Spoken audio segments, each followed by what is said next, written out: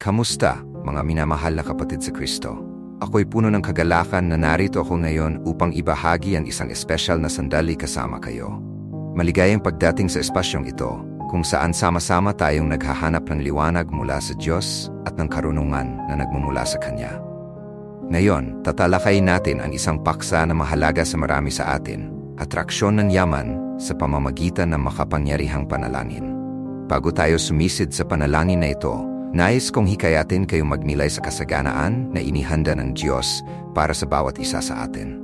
Itinuturo ng salita na ang Panginoon ang ating pastol at wala tayong kakulangan. Ibig sabihin, anuman ang mga pagsubok na ating hinaharap. Nais ng Diyos na tayo magkaroon ng isang ganap na buhay, puno ng mga biyaya at kasaganaan. Ang panalangin na ating ibabahagi ngayon ay hindi lamang isang hiling ng mga biyayang pinansyal, kundi isang pagdeklara ng pananampalataya at pagkilala na ang lahat na meron tayo ay mula sa Diyos. Sa ating pagtawag sa Kanya sa panalangin, binubuksan natin ang mga pintuan upang matanggap ang nararapat sa atin, hindi lamang sa pinansyal na aspeto, kundi sa lahat ng bahagi ng ating buhay. Sa video na ito, ating susuriin ang mga prinsipyo na nagpapahintulot sa atin na akitin ang banal na kasaganaan. Maunawaan natin kung paano ang pananampalataya, pasasalamat at pagtitiwala sa Diyos ay makakapagpabago sa ating sitwasyong pinansyal. Mahalaga ring alalahanin na ang kasaganaan ay hindi lamang tungkol sa pera, kundi ito rin ay sumasaklaw sa kalusugan, pag-ibig, kapayapaan at kaligayahan.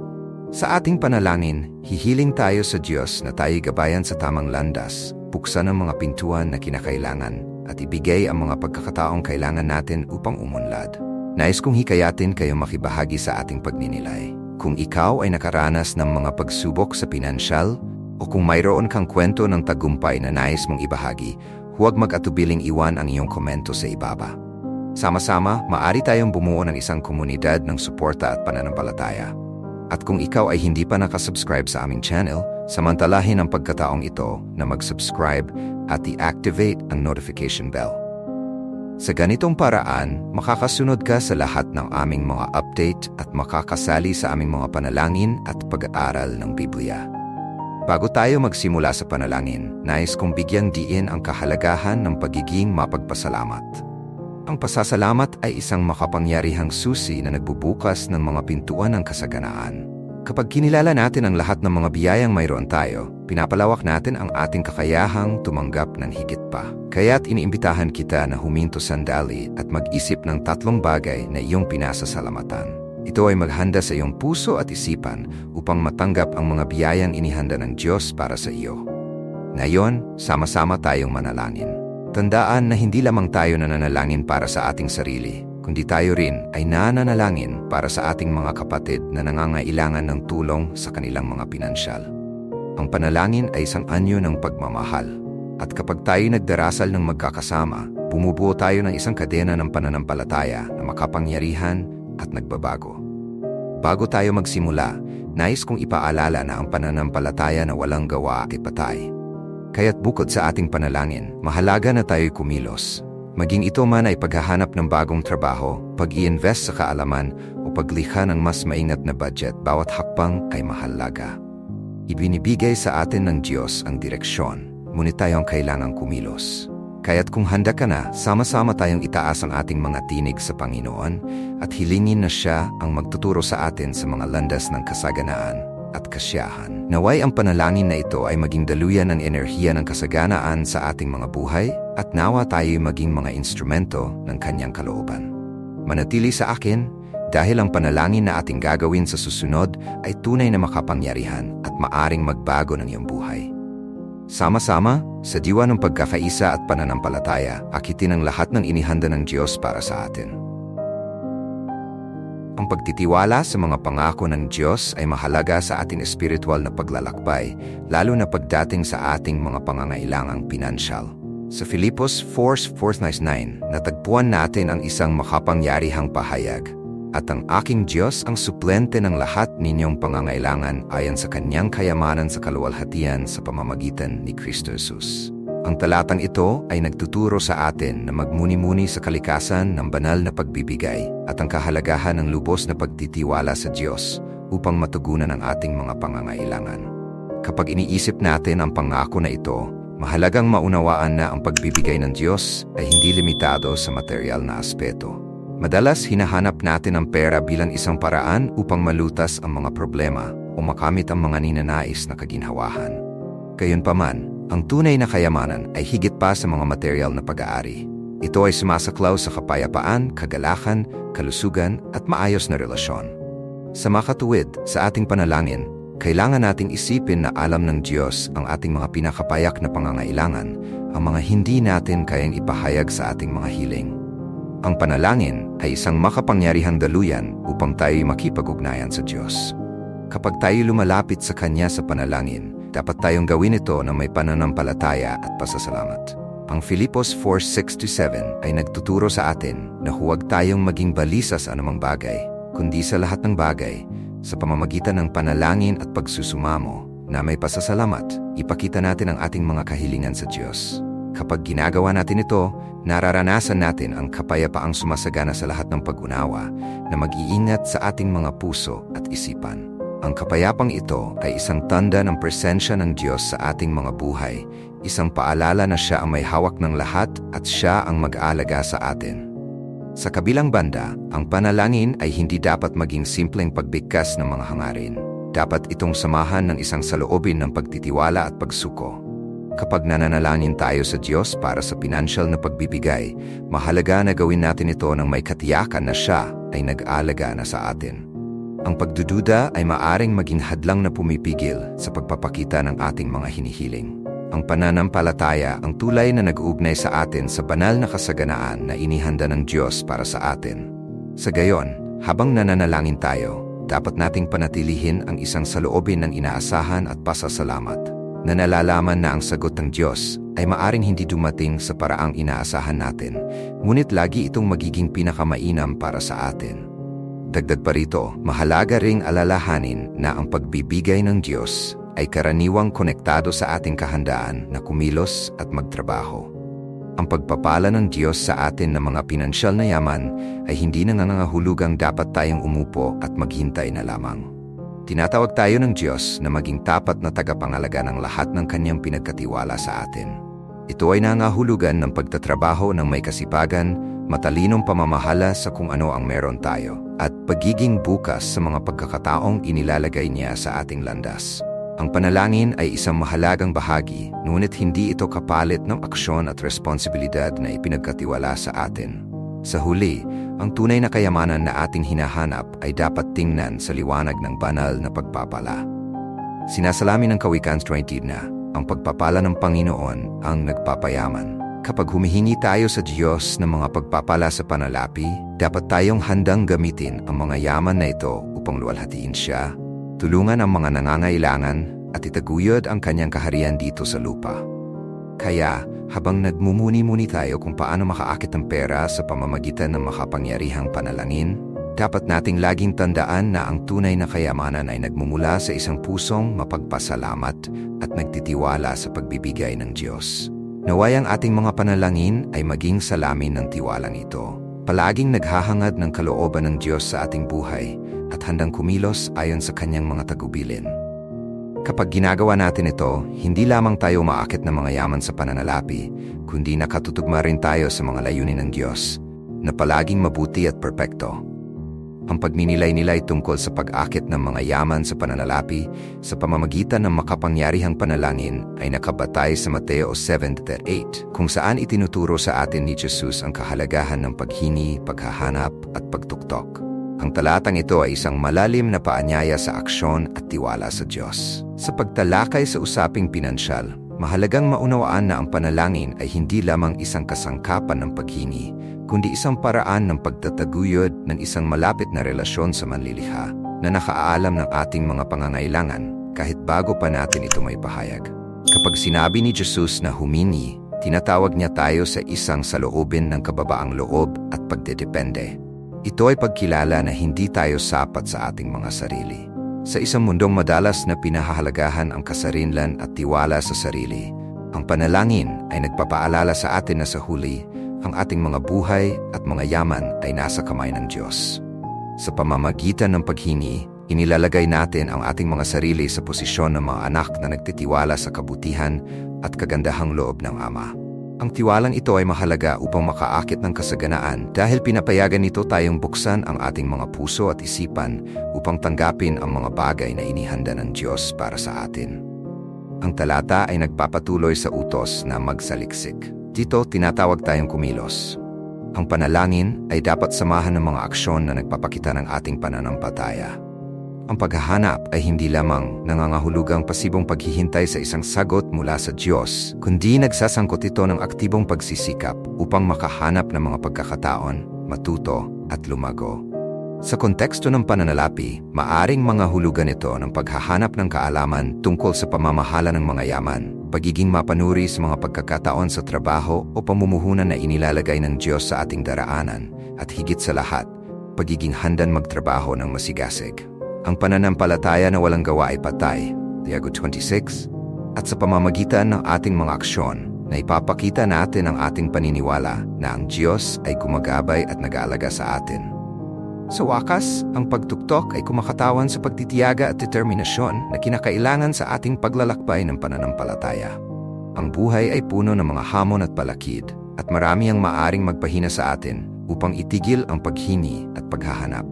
Gayunpaman, ang pagtitiyaga ay isang pangunahing katangian ng pananampalatayang Kristiyano. Kapag tayo ay tumutok sa pinto, ipinapahayag natin ang ating determinasyon na huwag sumuko kahit nasa harap ng mga pagsubok.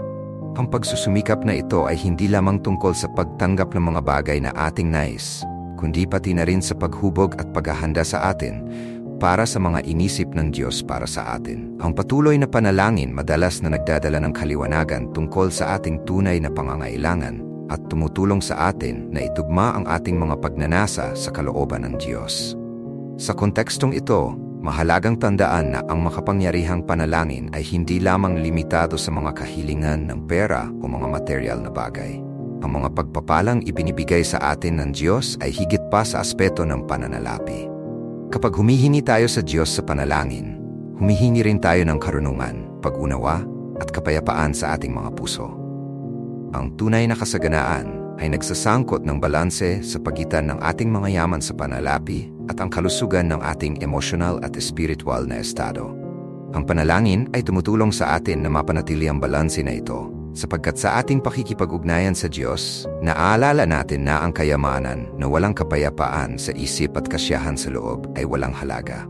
Dagdag pa rito, dapat din tayo maging maingat sa kung paano natin ginagamit ang mga yaman na ibinibigay sa atin ng Diyos. Ang pasasalamat ay isang pangunahing elemento sa pag-akit ng higit pang mga pagpapala. Kapag kinikilala at pinasasalamatan natin ang mga bagay na mayroon na tayo, binubuksan natin ang espasyo para sa Diyos na pagkatiwalaan tayo ng higit pa. Ang pagiging mapagbigay ay may mahalagang papel din dito. Sa pamamagitan ng pagpapala sa iba gamit ang mayroon tayo, lumilikha tayo ng siklo ng mga pagpapala na hindi lamang umaakit ng higit pang mga yaman, kundi pinayayaman din tayo sa espiritual na aspeto. Kaya, habang nagmumuni-muni tayo tungkol sa makapangyarihang panalangin upang maakit ng pera at mga yaman sa pananalapi, tayo ay tinatawagan sa isang pagsasanay na lampas sa simpleng paghingi. Ito ay isang paanyaya sa isang aktibong buhay ng pananampalataya, kung saan tayo ay humihingi, naghahanap at tumutok, nagtitiwala na ang Diyos sa kanyang walang hanggan at walang kaparis na karunungan ay gagabay at magpapala sa atin sa mga paraang kadalasan hindi natin maisip. Ang tunay na kasaganaan ay isang salamin ng ating relasyon sa Diyos, at sa paglinang ng koneksyong ito sa pamamagitan ng panalangin, tayo ay binibigyan ng kakayahang tumanggap hindi lamang ng mga material na yaman, kundi isang buhay na puno at sagana sa lahat ng aspeto nito. Ang pagnininilay-nilay sa temakiti ng pera sa pamamagitan ng makapangyarihang panalangin ay nagdadala sa atin upang isaalang-alang ang kalikasan ng kasaganaan sa liwanag ng mga kasulatan. Ang talata mula sa Kawikaan 10:22 ay partikular na mahalaga sa kontekstong ito. Dahil sa mga aral ni Solomon, natutuklasan natin ang isang malalim na katotohanan tungkol sa yaman at pagpapala ng Diyos. Ang pagpapala ng Panginoon ay nagpapayaman at hindi nagdadala ng sakit. Ang unang bagay na dapat tandaan ay na ang kayamanan, ayon sa mga pamantayan ng mundo, ay maaring pansamantala at madalas na sinasamahan ng mga alalahanin at pagkabahala. Maraming tao ang naghahanap ng pera sa pag-asang ito ay magdadala ng kaligayahan at seguridad. Ngunit ang karanasan ay nagpapakita na ang tunay na kasiyahan ay hindi palaging nauugnay sa dami ng mga material na bagay na mayroon tayo. Dito, ang kawikaan ay nag-aalok sa atin ng isang mahalagang kaibahan. Ang yaman na nagmumula sa pagpapala ng Diyos ay naiiba. Hindi ito nagdadala ng sakit, hindi nagiging sanhi ng labis na pag-aalala, kundi kasabay nito ay ang kapayapaan at kasiyahan. Kapag tayo ay nagmumuni-muni sa tungkol sa pagpapala ng Panginoon, mahalagang maunawaan na ang pagpapalang ito ay hindi lamang isang usapin ng pananalapi, kundi nagsasangkot ito ng isang holistikong pananaw sa buhay. Ang tunay na kasaganaan ay sumasaklaw sa ating mga relasyon, ating kalusugan, ating kapayapaan sa loob at ating layunin. Kapag hinahanap natin ang pagpapala ng Diyos sa ating mga pananalapi, sa katotohanan, hinahanap natin ang isang buhay na sumasalamin sa kanyang kalooban at mga daan. Ito ay nagdadala sa atin sa isang mas malalim na relasyon sa Kanya, kung saan nagtitiwala tayo na Siya ang ating tagapagbigay at alam Niya ang ating mga pangangailangan. Dagdag pa rito, ang pag. Kapag tayo'y nananalangin para sa kasaganaan, dapat nating isaalang-alang kung paano natin magagamit ang mga biyayang ito upang tulungan ang mga nangangailangan, suportahan ang gawain ng Panginoon, at itaguyod ang katarungan at habag sa ating mundo. Ang pagiging mapagbigay ay isang katangian ng tunay na mga anak ng Diyos, at itinuturo sa atin ng Biblia na mas mapalad ang nagbibigay kaysa sa tumanggap. Ang panalangin ay isang makapangyarihang kasangkapan na nag-ugnay sa atin sa puso ng Diyos. Ang talatang Mateo 7:7-8 ay nagtuturo sa atin na humingi, maghanap at kumatok na may pangako na tayo tatanggap. Ang prinsipyong ito ay naghihikbi sa atin na lumapit sa Diyos na may ating mga pangangailangang pinansyal, na may kaalaman na Siya ay nagmamalasakit sa bawat aspeto ng ating buhay. Sa ating pananalangin, dapat tayong maging tiyak sa ating mga kahilingan na may tiwala na naririnig at sinasagot ng Diyos ang ating mga panalangin. Hindi ito nangangahulugang matatanggap natin ang lahat ng ating nais, kundi Siya ay magbibigay sa atin ng kinakailangan para sa ating kabutihan at sa Kanyang kaluwalhatian. Sa mga katuwid, habang pinagninilayan natin ang pag-akit ng pera at kasaganaan sa pamamagitan ng panalangin, tayo ay pinaalalahanan na ang tunay na kayamanan ay nagmumula sa biyaya ng Diyos. Ang panalangin ay dapat samahan ng isang buhay ng pananampalataya at mga aksyon na sumasalamin sa Kanyang kalooban. Sa ating paghahanap ng Kanyang biyaya, tayo'y dapat handang kumilos ng may responsibilidad, maging mapagbigay at mamuhay na may mas mataas na layunin kaysa sa simpleng pag-ipon ng mga material na bagay. Sa pagpapatuloy ng pagninilay na ito, magkakaroon tayo ng isang panalangin na makatutulong sa atin na iayon ang ating mga puso at isip sa kalooban ng Diyos, humihiling ng Kanyang biyaya sa ating mga pinansyal at sa ating mga buhay. Naway maging handa tayo sa sandaling ito ng pagsuko at taos-pusong paghahanap. O Panginoon, makapangyarihang Diyos, lumalapit ako sa iyo na may mapagpakumbabang puso at bukas na isipan, naghanap ng iyong gabay at mga biyaya sa aking buhay pinansyal. Ikaw na siyang pinagmulan ng lahat ng kasaganaan at kasaganaan. Kinikilala kong ang lahat ng aking tinatangkilik ay galing sa iyo. At dahil dito, itataas ko ang aking panalangin sa paghahanap ng karunungan at pag-unawa upang pamahalaan ang mga yaman na ipinagkatiwala mo sa akin. Sa sandaling ito, Panginoon, hinihiling kong liwanagan mo ang aking landas sa liwanag ng iyong katotohanan. Tulungan mo ako makilala ang mga pagkakataong inilalagay mo sa aking harapan at kumilos ng may pananampalataya at tapang. Naway makita ko ang iyong kamay na gumagabay sa aking mga hakbang at sa bawat desisyon pinansyal na aking gagawin. Maramdaman ko ang iyong presensya na nag-udyok sa akin. Ama, sa gitna ng mga hamon at kahirapan, naalala ko ang mga pangako sa iyong salita. Naniniwala akong sa iyo ay palaging may mas mataas na layunin, kahit sa mga pinakamasalimuot na sitwasyon. Naway matutunan ko mula sa bawat palakid at gamitin ang mga ito bilang mga pagkakataon para sa paglago at pagpapalakas ng aking pananampalataya.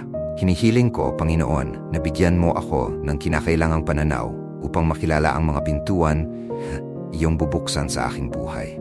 Naway magkaroon ako ng karunungan upang mag-invest na may pangunawa at pamahalaan ng may panagutan. Tulungan mo akong linangin ang espiritu ng pagiging mapagbigay, sapagkat alam kong sa pagbabahagi ng aking mga yaman, nakikilahok ako sa iyong plano ng pag-ibig at kasaganaan para sa lahat. Naway hindi mapuno ang aking puso ng kasakiman, kundi patuloy kong hanapin ang iyong kalooban sa lahat ng aking mga gawain.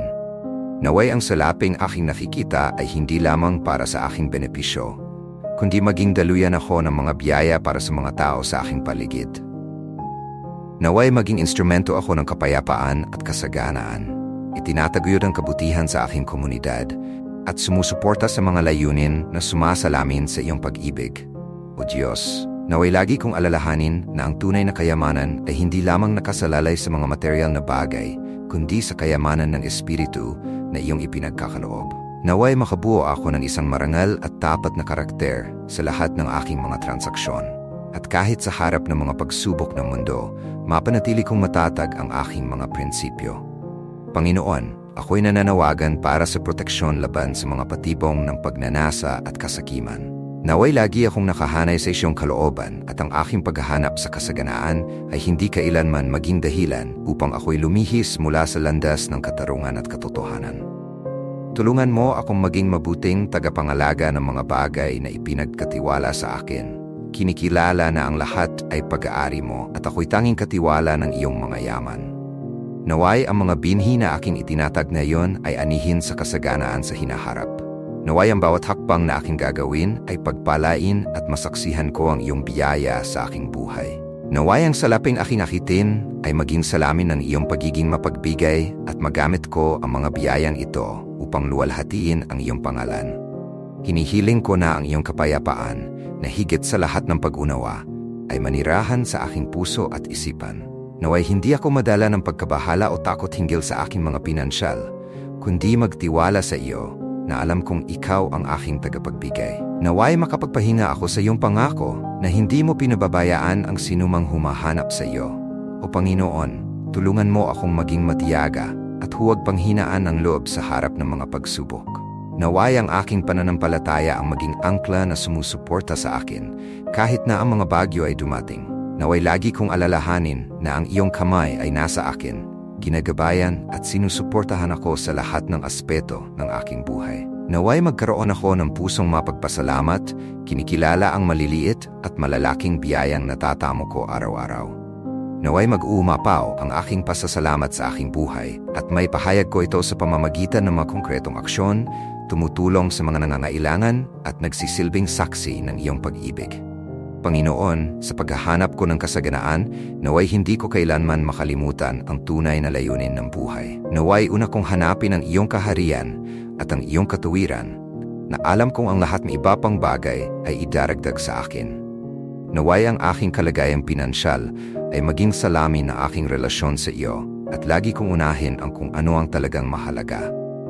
Sa bawat hakbang na aking gagawin, naway maramdaman ko ang iyong presensya na gumagabay sa akin.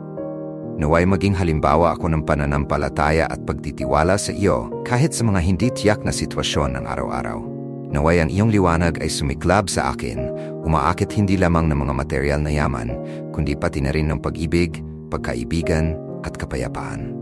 Panginoon, naway lagi kong tingnan ang hinaharap ng may pag-asa, na alam kong ang iyong kabutihan at awa ay sumusunod sa akin araw-araw. Naway manatili akong matatag sa pananampalataya at ang aking buhay ay maging saksi ng iyong kadakilaan at ng iyong kakayahang magbago ng mga sitwasyon. Naway lagi akong maging handang kumilos at tumanggap ng mga biyayang nakalaan para sa akin. Turuan mo akong pahalagahan ang mga pagkakataong iyong ipinagkakaloob. Naway ang aking buhay ay maging isang ahente ng pagbabago, hindi lamang para sa aking sarili. O Diyos, naway mapalago ko ang diwa ng pasasalamat sa lahat ng pagkakataon. Kinikilala na kahit sa mga pagsubok ay may mga aral na dapat matutunan at mga pagkakataon dapat pagyamanin. Naway hindi ako mahulog sa paghahambing sa iba, kundi matagpuan ang ligaya at kasiyahan sa mga biyayang natamo ko na. Naway maging buhay akong patoo na ang tunay na kaligayahan ay nasa pamumuhay ayon sa iyong mga prinsipyo, at hindi sa walang katapusang pagnanais ng mga material na bagay. O Panginoon, tulungan mo akong bumuo ng isang plano sa pananalapi na sumasalamin sa iyong mga turo at kalooban. Naway gamitin ko ang mga yaman na pinagkatiwala mo sa akin ng may talino at responsibilidad, namumuhunan sa mga pagkakataong hindi lamang nagtutulong sa aking kapakanan, kundi pati na rin sa aking pamilya at komunidad. Huwag sana akong mawala ng pananaw sa kahalagahan ng pagtulong sa iba, maging sa pamamagitan ng mga donasyon o sa pagbibigay ng aking oras at lakas sa mga layuning may kabuluhan sa buhay ng mga tao. O Diyos, naway maging patotoo ako ng iyong pag-ibig sa gawa. Naway ang aking mga salita at kilos ay laging nakabatay sa katotohanan at integridad na sumasalamin sa karakter ni Kristo sa lahat ng aking ginagawa. Naway maging halimbawa ako ng pagiging mapagbigay, hindi lamang sa usaping pinansyal, kundi pati na rin sa aking oras, kakayahan at pagmamahal. Naway may bahagi ko ang mga biyayang natamo na alam kong sa paggawa nito ay nakakatulong ako sa pagtatayo ng iyong kaharian dito sa lupa. At kapag dumating ang mga pagsubok, naway maalala kong hindi ako nag-iisa. Naway hanapin ko ang iyong presensya sa panalangin, nagtitiwala na ikaw ang Diyos na nagbibigay at nag-aalaga sa akin. Naway manatili akong bukas ang isip at puso upang matanggap ang iyong gabay at suporta, kahit sa mga pinakamadilim na oras. Naway ang aking pananampalataya ang maging ilaw na magbibigay liwanag sa aking landas at sa gitna ng bagyo, matagpuan ko ang kapayapaan sa katiyakang ikaw ay kasama ko. Panginoon, sana hindi ko makalimutan ang magpasalamat sa lahat ng iyong ipinagkaloob. Naway magkaroon ako ng pusong mapagpasalamat na kinikilala ang maliliit na biyaya sa araw-araw at hindi nakakalimot na purihin sa gitna ng mga laban. Naway makita ko ang higit pa sa mga pagsubok at matukoy ang mga pagkataong dala-dala nito para sa aking espiritual at personal na pag-unlad. Naway ang bawat hamon ay maging pagkakataon na lalapit ako sa iyo at patatagin ang aking pananampalataya. O Diyos, naway magtrabaho ako ng masigasig at may panarbik, na alam na ang trabaho ay isang paraan ng pagpupuri sa iyo at ng pagtulong sa kapapaanan ng mga tao sa aking paligid. Naway hanapin ko ang kahusayan sa lahat ng aking ginagawa na nag-aalala ng aking dedikasyon ay maaring maging inspirasyon sa iba na gawin din ang pareho. Naway maging halimbawa ako ng etika at responsibilidad at ang aking profesional na buhay ay maging refleksyon ng aking espiritual na buhay. Sa wakas, Panginoon, sana'y palagi kong alalahanin na ang tunay na kayamanan ay matatagpuan sa iyong presensya at sa pagmamahal na ibinabahagi natin sa isa't isa. Naway unahin ko ang iyong kaharian at ang iyong katuwiran na nagtitiwala na ang lahat ng iba pang bagay ay idaragdag mo sa akin. Naway maging daluyan ako ng mga biyaya, hindi lamang tumatanggap kundi nagbigay din, at sana'y ang aking buhay ay maging patotoo ng iyong kabutihan at biyaya. Sa pagtapos ng panalangin na ito, inihandog ko sa iyo ang lahat ng aking mga pangarap at alalahanin sa pinansyal, nagtitiwala na alagaan mo ako at palaging may perpektong plano para sa aking buhay. Naway mabuhay ako ng mapayapa na may katiyakan na ang iyong provision ang sumusuporta sa akin at na, sa lahat ng aking ginagawa, hinahanap kong ikaw ay mapapurihan. Sa ngalan ni Jesus, ako'y nananalangin. Amen. Inaasahan kong nakatagpo ka ng inspirasyon sa mga salitang aming ibinahagi ngayon. Ang panalangin ay isang makapangyarihang kasangkapan, hindi lamang upang makamit ang material na kasaganaan, kundi upang palaguin ang isang pusong mapagpasalamat at isang isipan na bukas sa pagtanggap ng mga biyayang inihanda ng Diyos para sa atin. Tandaan na kapag humihingi tayo ng kasaganaan, mahalaga na gawin ito na may diwa ng pagiging mapagbigay at pagmamahal. Ang tunay na kayamanan ay hindi lamang nasa ating mga naipon, kundi sa paraan ng ating paggamit sa mga natamo upang maglingkod sa iba at purihin ang Diyos. Sa pagtatapos na aming pagtitipon, hinihimok kita na pagnilayan ang mga aral na ating tinalakay. Isipin ang iyong buhay, ang iyong pananalapi, at ang iyong mga hangarin. Paano mo maiaangkop ang mga prinsipyong ito? Paano ka magiging instrumento ng Diyos upang pagpalain ang mga tao sa iyong paligid? Ang kasaganaan ay hindi lamang tungkol sa pagkakaroon ng pera. Ito ay tungkol sa pagkakaroon ng layunin. Ito ay tungkol sa paggamit ng iyong buhay at mga yaman upang makagawa ng pagbabago sa mundo. Kung sa tingin mo ay nakatulong ang mensaheng ito sa iyong puso, inaanyayahan kita na ibahagi ang karanasang ito sa mga kaibigan at pamilya. Minsan, ang isang simpleng pag-uusap o isang video ay maaring maging kailangan ng isang tao upang baguhin ang pananaw at makahanap ng pag-asa sa mga mahihirap na panahon. Magtulungan tayong lahat bilang isang komunidad ng pananampalataya na ipalaganap ang salita ng Panginoon at ang mensahe ng kasaganaan na nagmumula sa Kanya. At kung hindi ka pa bahagi ng komunidad na ito, huwag palampasin ang pagkakataong sumali sa aming channel. Dito, makikita mo ang isang ligtas na espasyo kung saan maaari tayong lumago sa pananampalataya at pagmamahal. Sa bawat bagong video, mayroon tayong pagkakataon na palalimin ang ating relasyon sa Diyos at sa mga kapatid na nagbabahagi ng parehong landas. Mag-iwan ng komento sa ibaba at ibahagi kung paano naapekto ang panalangin na ito sa iyong buhay. Mahalaga ang iyong mga karanasan at maaari itong maging inspirasyon para sa marami. Tandaan din na ang pasasalamat ay isang makapangyarihang katalista para sa kasaganaan. Simulan mong magpasalamat sa lahat ng mayroon ka, sa bawat maliit na biyayang ibinigay ng Diyos sa iyong landas.